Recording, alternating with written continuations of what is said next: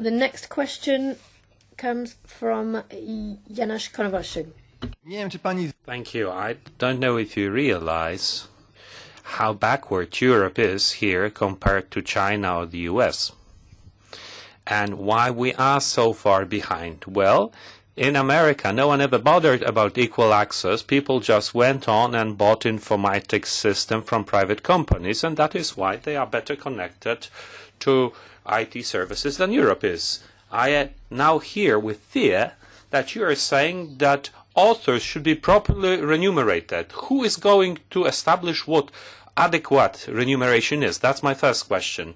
You're talking about fighting about hate speech. Who is going to define what hate speech is or isn't? Is it hate speech to say that Jews are trying to control the banking world? Is that hate speech? Is it hate speech if we say we need to impose high taxes on international corporations? Is it hate speech to say that Russia is trying to invade Europe? Who is going to define what is and isn't hate speech? Thank you.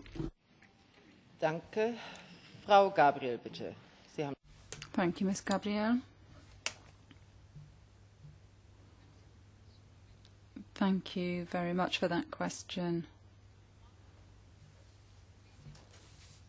Well, yes, in our democratic society, based on values, we have no place for hate speech. I'm very much in favour of defending our Parliament against that. We've enlarged the definition in order to clearly include all references to ethnic origin, sexual preference, or anything that can offend an individual.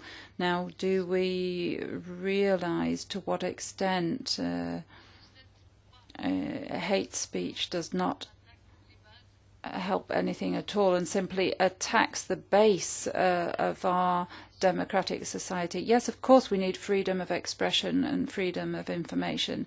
We need to safeguard all of that, but for hate speech I have to be extremely clear. As far as I'm concerned, this is a subject which requires an effort to be made by all of us to defend our society model, our values and our principles.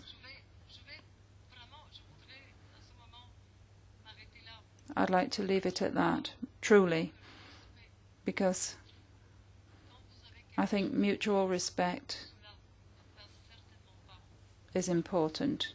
When you have something to say, you certainly should not express it by hate speech, and that's something that I'll be working on very hard.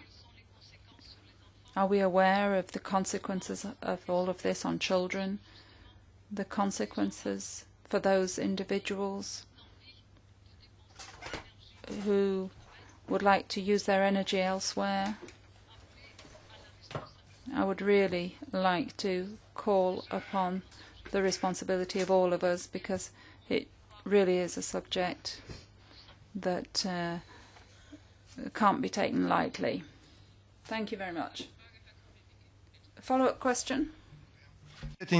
Well, unfortunately, I haven't been provided with a specific answer. I am much older than you are, madam.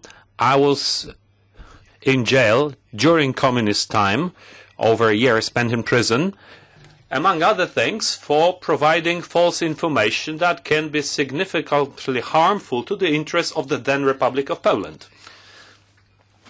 And I was fined with 9,000 euros for providing information which is publicly available in books about the average level of intelligence and the difference between men and women. And I was also informed that I'm attacking basic values of the European Union. My question is, who is going to decide which information is or isn't false? Or are we going to say that false information is sensitive or something is in the interest of the EU? Or possibly all information should be available on the internet so that everyone can say what they want, and then they also take responsibility for what they have said. Thank you.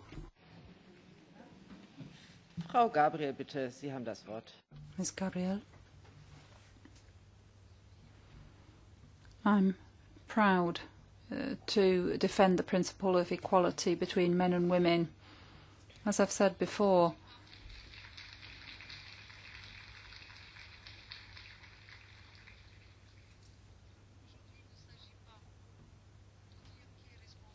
Today it's not a matter of saying who is in charge of us making these statements. That's why what I'm recalling here are the principles of co-regulation and self-regulation. We all have that responsibility. We have values to defend, and I will defend those values until the bitter end.